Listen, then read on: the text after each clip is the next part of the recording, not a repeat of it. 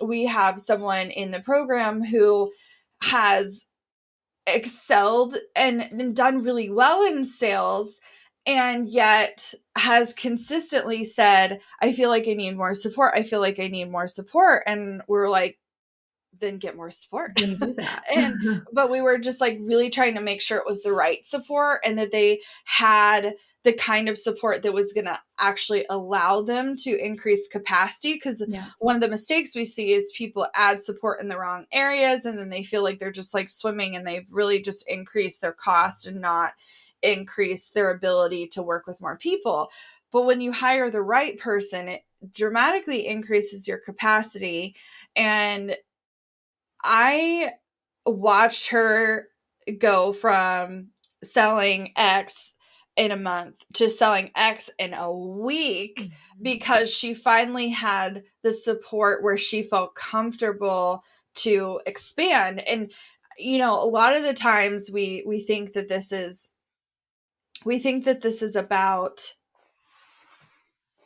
oh, well, I just can't sell more, or I don't have the clients to sell them to. And it's like, I think subconsciously, you know, if you can't deliver a quality product because you're out of time, or your personal bandwidth is just shot, then of course you're not going to sell more, because who's going to do it? And how are you going to deliver on the product? You don't want to do a bad job for people.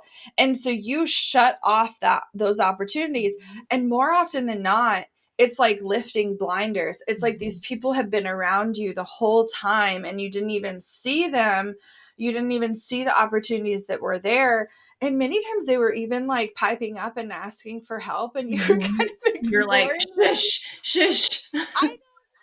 I don't have capacity for that. I just can't even think about that right now.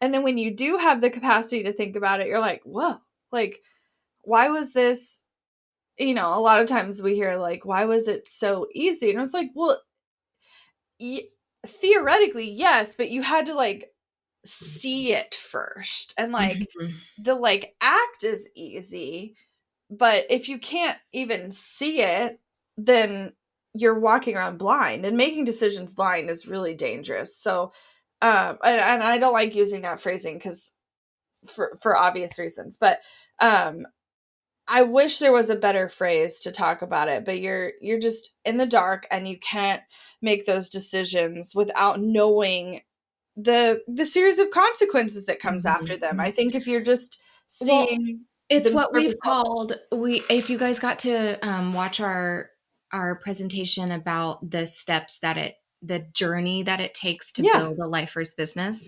One of the first steps is blissful ignorance. And we talk about how literally everyone at their business infancy starts at this step, and you can live there for a short amount of time, a long amount of time. That time is irrelevant, but you also loop back to that step when you're at this wall, because you're sitting here thinking, as soon as it starts to get a little bit easier, a little bit leads are coming in, you're at this, oh, if it's this easy forever, I don't know what I don't know. And it's that literal, like, things are feeling good, but you are still in it too much. And you've convinced yourself that that's sustainable, that's the route that you want to live.